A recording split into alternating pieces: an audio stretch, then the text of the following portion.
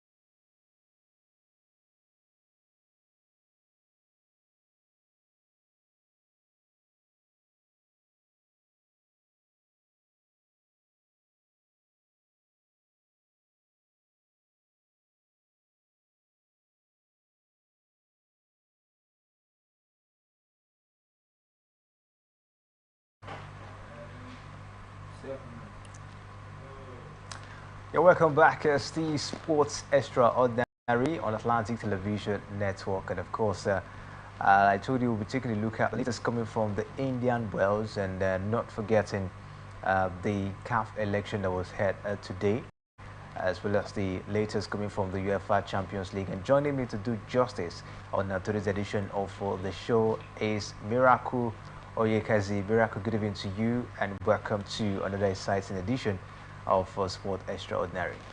Yeah, good evening, Kingsley. Good evening, Port Harcourt. It's always nice to be here to talk sports. All right, it's Mr. Performer from Stefano Tsitsipas right there. I think he's been one of those tennis players that have been tipped to do big things when it comes to playing tennis over there.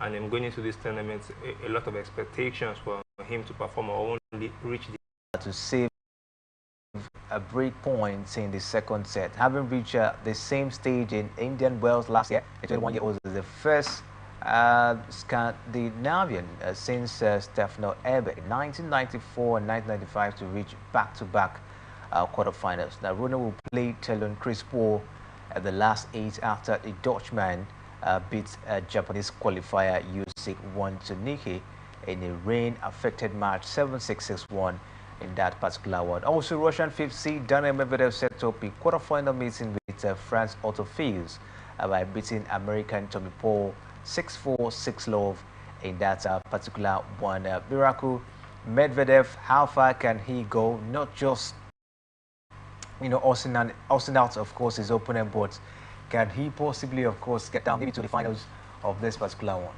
Yeah, definitely. In this kind of tournaments, he reaches the later stages, but he doesn't end up winning it. But for me, I'd still tip him to reach maybe the quarterfinal. Already he's in the quarterfinal. I see to reach the semi-final, even the final stages of the tournament, and eventually, maybe, just maybe, this might be his season for him to actually go on to win this particular one.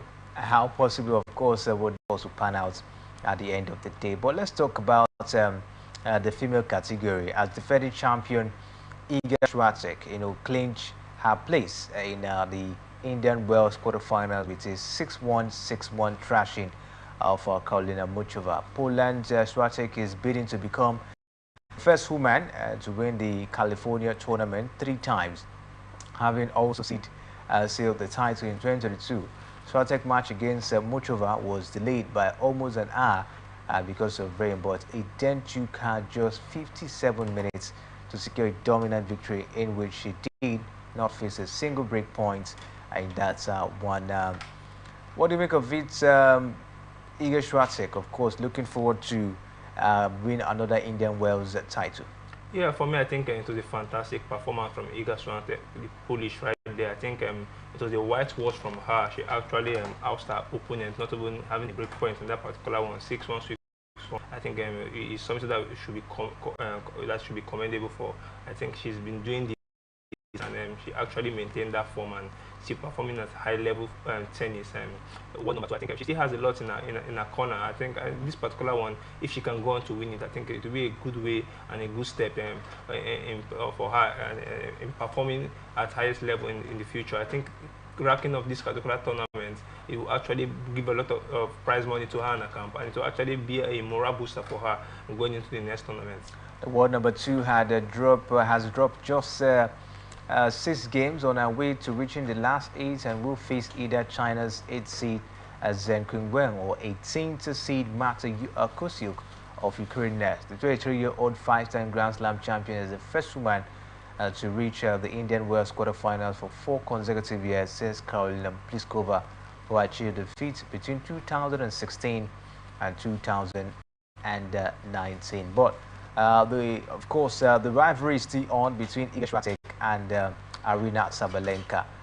Do you think she stand a chance in terms of getting back that world number 1 spot this season?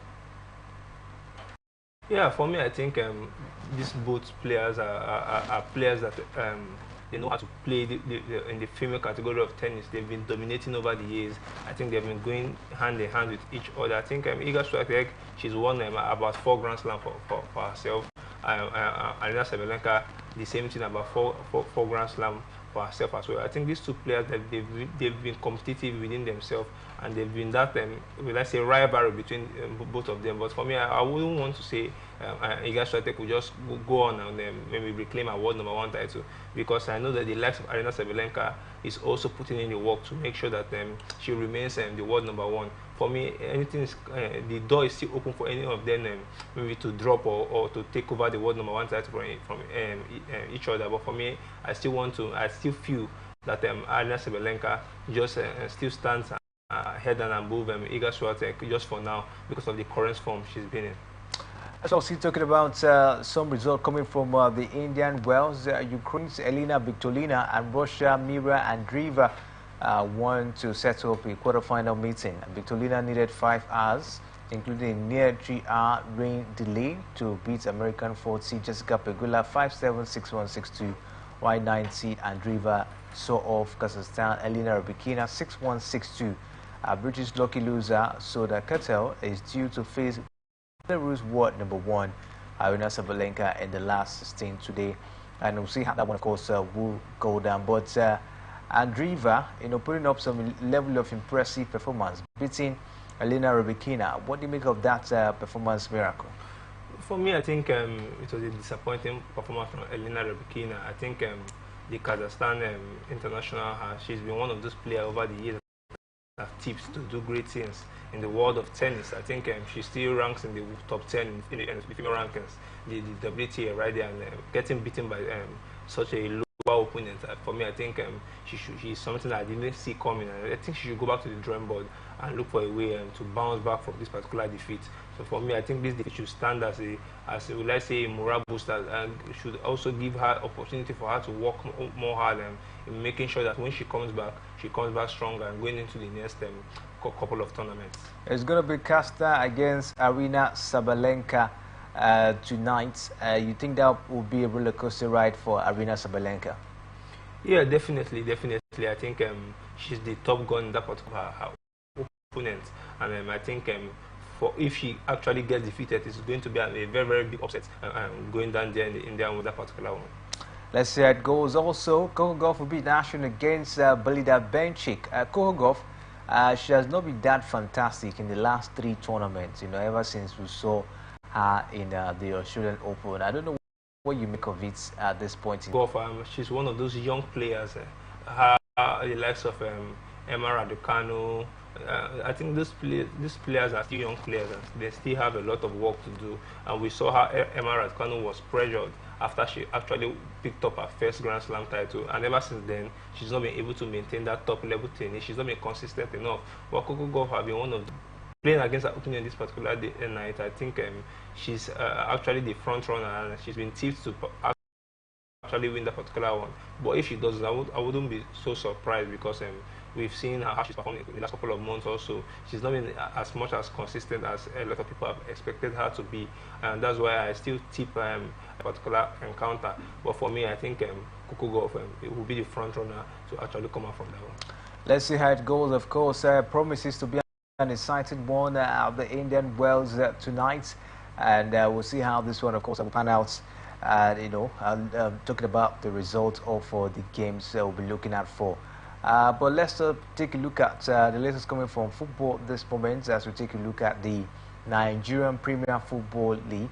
And from reports we're getting, Mohamed Babaganaru has resigned from his position as the technical advisor of Nigerian Premier Football League's Lobby Stars. Babaganaru's resignation comes just 2 months after joining the club in January this year. Lobby Stars lost their last match 1-0 at home against Ikorodu City. After the March T20 fixture of the Nigerian Premier Football League this season, and Lobby Stars are currently struggling to escape relegation following their poor performance in the 2024 and 2025 season.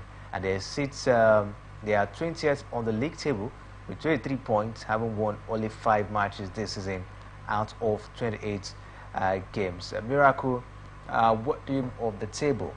I don't know what you make of it. It seems as if Lobby Stars might not, survive relegation this season. Yeah, for me, I think it's been a disappointing season so far for the Lobby Stars team. We've seen the likes of players leave this particular team during the transfer window because of their inability to perform at top level. Their coach has actually come out now to resign. And for me, it tells a lot about what has been done and there's still a lot to be done. I think the coach coming out to resign, there's actually something wrong that they are not telling us that's happening in the dressing room.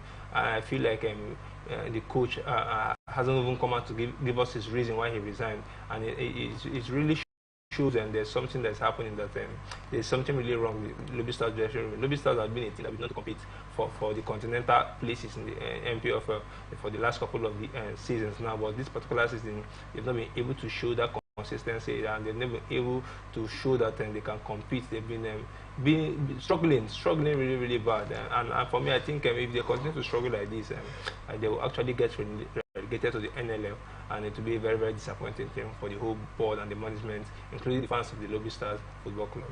Lobby Stars at the verge of a relegation in the Nigerian Premier Football League.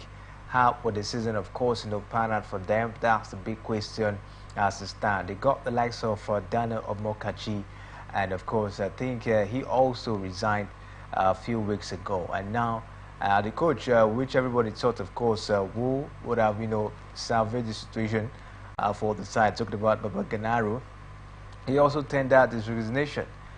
He's no longer the coach of the side at the moment for Lobby Stars.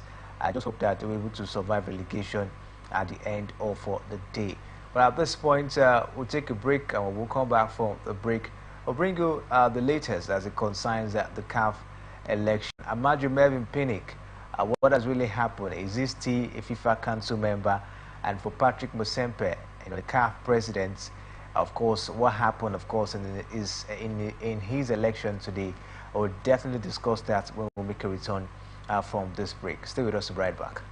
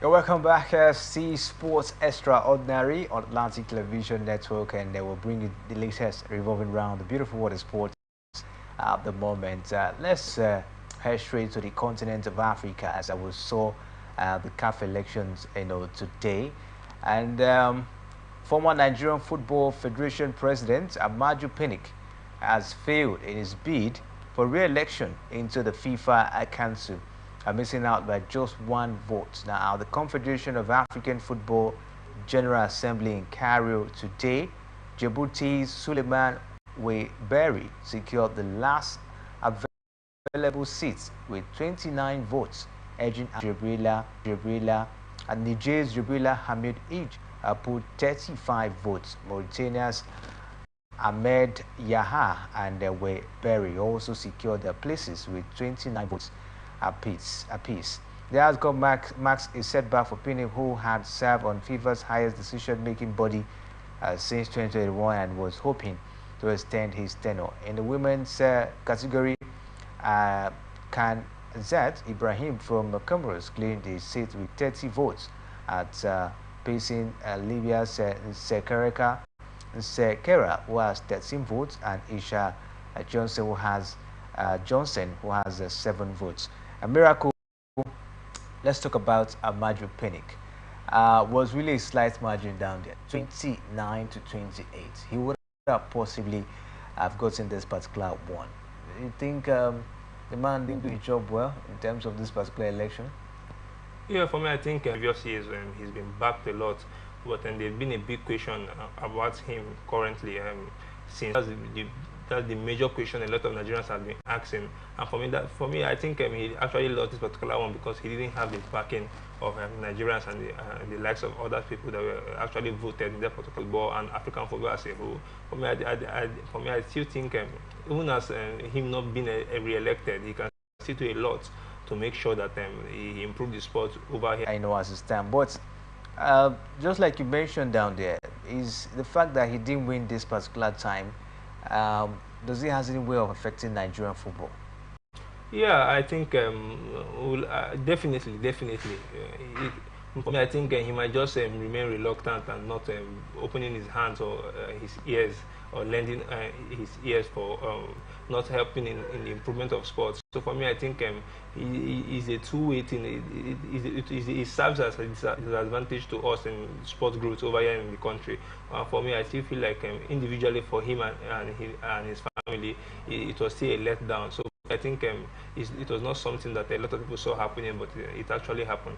You think Amaju Pinnick didn't play politics very well? Because when you see people coming from Djibouti, Niger, getting the seats, and you're coming from Nigeria, a football nation, and then at the end of the day, you miss the seats to, members coming from Niger and Djibouti. You think the man didn't play politics well? For me, I think over there, I think politics is not just, you don't win just by playing politics. Do you actually merit the role or merit your winning that particular one? For me, I think it's all about merits. The people from Djibouti and Niger, if they merited the role and they post them to be in contention or take that particular job, I think they should actually be given the job.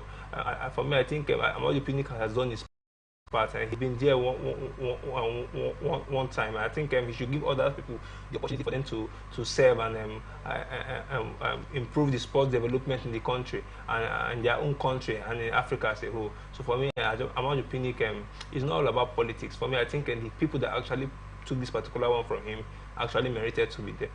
All right, let's stay away from Amaju Mervyn Pinnick as we take a look at the election for the president, as President Patrick Motsepe, as South African billionaire, has been re-elected as CAF's president. Motsepe, Africa's 9th richest personality, was unopposed in his bid to extend his reign as the leader of African football.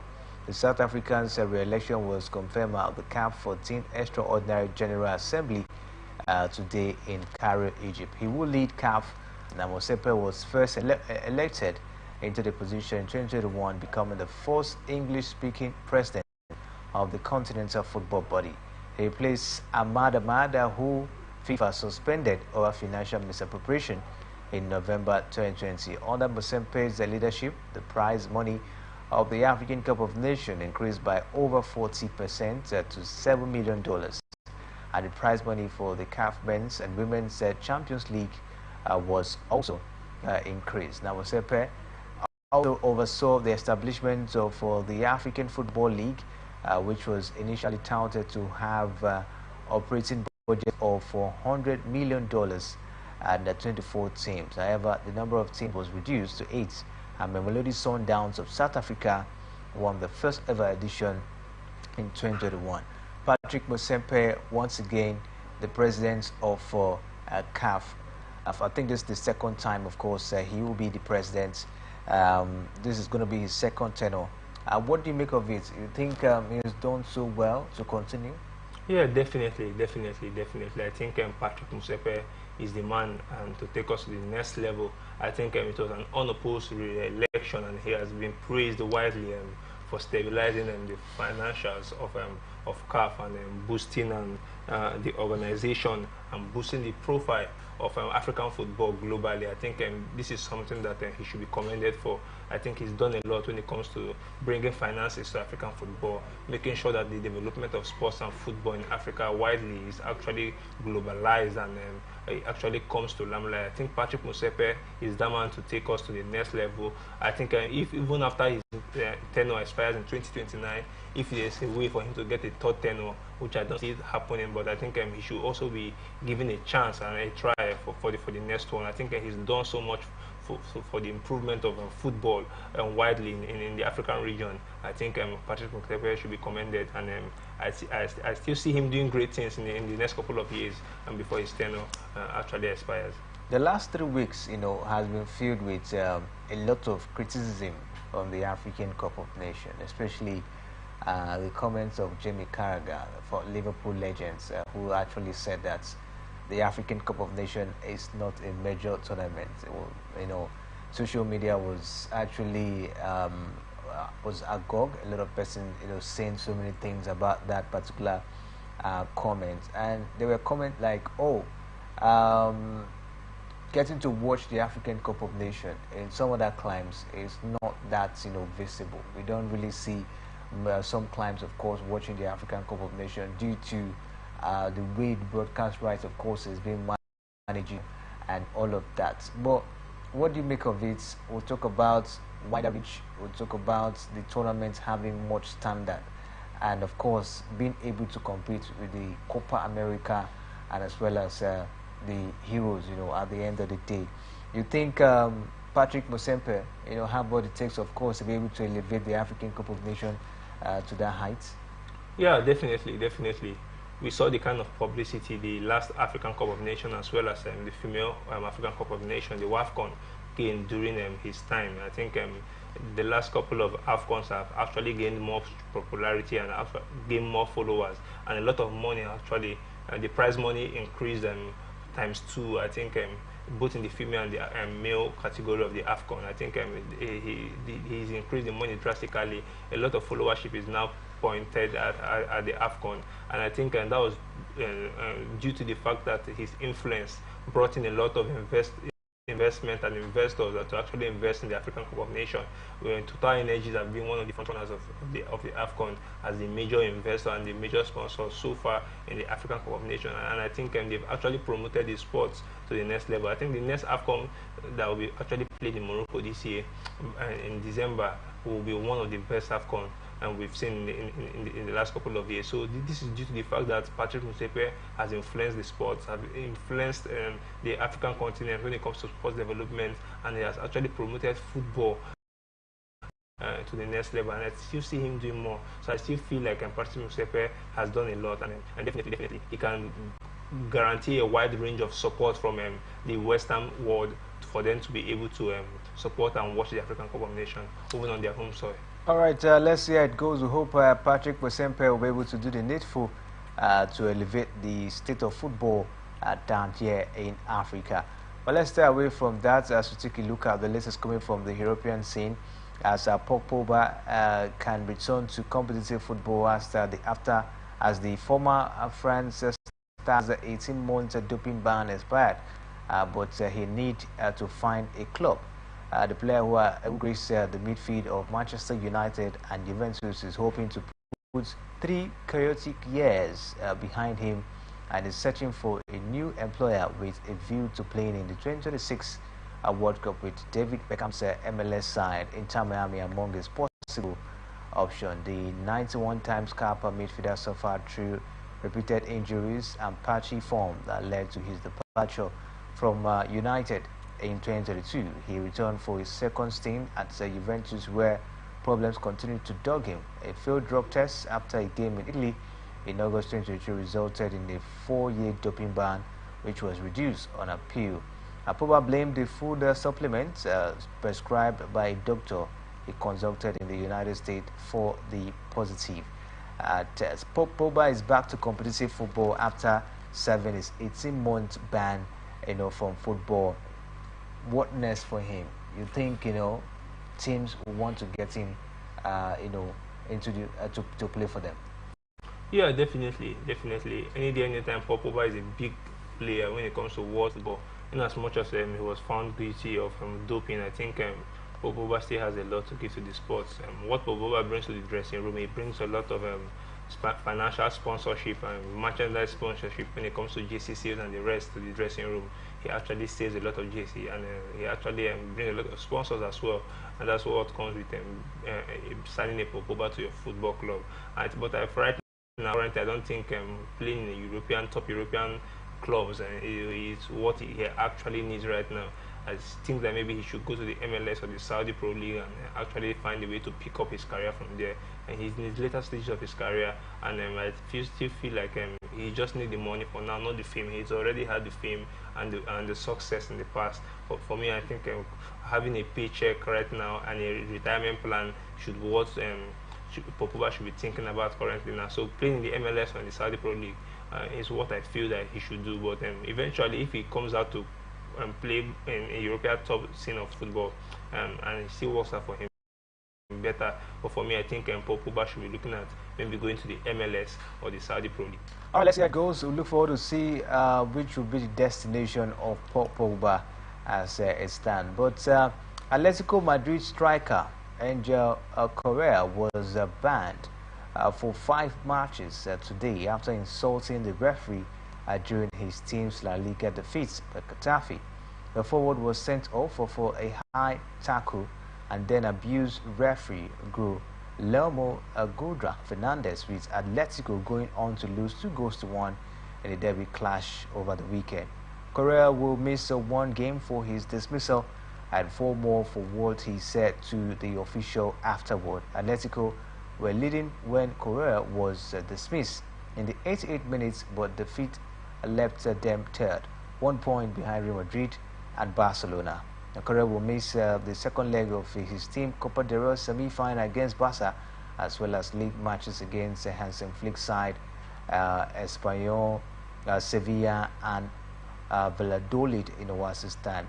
What do you make of this one? 5-match ban for the man. Yeah, for me, I think this should be the way forward. We've seen players harass referees. We've seen players speak ill of referees in the past, as well as coaches, and nothing has been done about such issues. But for me, I think the Spanish authority and the Spanish Football Federation have been putting things in place for players to be punished whenever they actually harass the referees. And we've seen the likes of Jude Bellingham and now Angel Correa picking up suspensions. I think this will be the way forward to maintain that these players actually respect the authorities and actually be guided in the next couple of years from now. Tonight, Atletico Madrid will be in action against Real Madrid, the second leg of the UEFA Champions League. Of course, the first leg ended in favor of Real Madrid, 1-0. What do you make of this encounter, a miracle? For me, I think this particular encounter has brought a lot of memories back. We've seen Atletico Madrid and Real Madrid play head-to-head, 2-2 in 2015. Sorry, the 2014 Champions League final, as well as the 2016 UEFA Champions League final. We saw how it all went in favor of Real Madrid in the both finals. But for me, it was not that easy for the Los Blancos side. They had to come from behind that 2014 final to actually go on to win 4-1. and they actually came from behind again. Okay, they actually drew that particular second final in 2016 to win on penalties to actually pick that one from Atletico Madrid. But for me, this night, they actually taking the lead because of the first leg results 2-1 on aggregate. But for it will be a very, very, very contested, will I say, game between the both sides. Real Madrid will have the likes of Vinicius Junior, the likes of Mbappe, Valverde in top form, and Atletico Madrid, the likes of Julian Alvarez and the rest. They are also doing pretty well for themselves. Alexander Solot has been fantastic as well for Atletico Madrid. But this particular game can go any way for me. It can go anyway. If Real Madrid happen not to win and get knocked out, I won't be surprised. But for me, we all know that Real Madrid, when it comes to the Champions League, they are the top team, the top gun. They know how to participate. They know how to win games in this particular one, especially when it gets to the knockout stages of the Champions League. So that's why I will always tip Real Madrid, or I still feel the pendulum will just swing toward the Real Madrid side. There's going to be another encounter tonight, and that will be the game between Lille and Borussia Dortmund. What do you make of that one? I think that one has already kicked off just some couple of minutes ago. Still new in that particular encounter. Borussia Dortmund actually came out with a win in the first encounter, and for me, I think with the likes of Sergio Guirassy in top form, actually leading the Champions League scoring charts, I still feel that Borussia Dortmund will just have an edge over the Lille team. There's also going to be PSV again, Arsenal against PSV tonight. Everyone is saying that it's done and dusted. Arsenal, of course, they've gotten this one. You think PSV might come with any upset tonight? No, definitely not. Definitely not. I think the best they can get from that encounter will be a draw at the Emirates, because we know how they performed them below par at their own backyard over there in the Netherlands. Arsenal winning them 7-1. I think it was the biggest defeat in the knockout stage of the Champions League, and I think Arsenal will just go into this particular one knowing fully well that they've already qualified. They won't be risking any player. They will just give some players the opportunities to showcase themselves and actually wrap up that particular result. There's going to be Aston Villa against Club Brugge tonight. I don't know what you make of that fixture. Unai Emery at his men tonight, playing at home. You see them getting the job done? Personally, that particular encounter is a very, very tricky encounter. In as much as Unai Emery is a very, very experienced manager, he's done really well for himself in Europe, especially in the Europa League, winning about 4 Europa League titles. But he actually struggles when it comes to the Champions League. He struggles a lot when it comes to the Champions League. He always gets knocked out in the group stages. But this particular new Champions League and league phase, will I say,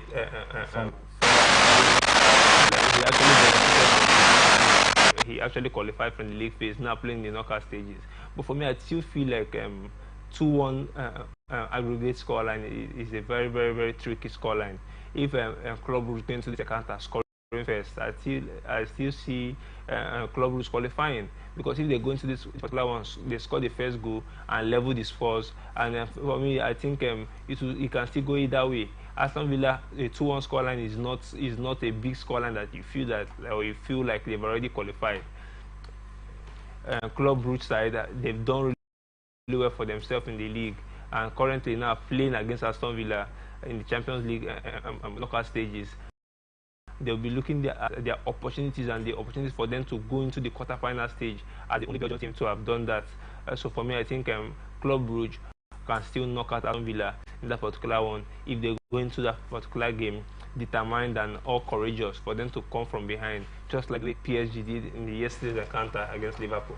Talking about PSG, we saw that impressive performance, against Liverpool, and so many persons are giving them, of course, that edge that they have what it takes, maybe to get to the finals of the UEFA Champions League. Taking a look at the performance they actually pose against Liverpool. Yeah, definitely. The only reason I'll be giving PSG their thumbs up and maybe just thinking, could they be going into the finals this particular season? Could they actually do this? It's because of the experience of their coach, Luis Enrique. We saw this man lead Barcelona to their 5th UEFA Champions League crown in 2015 against the Juventus side.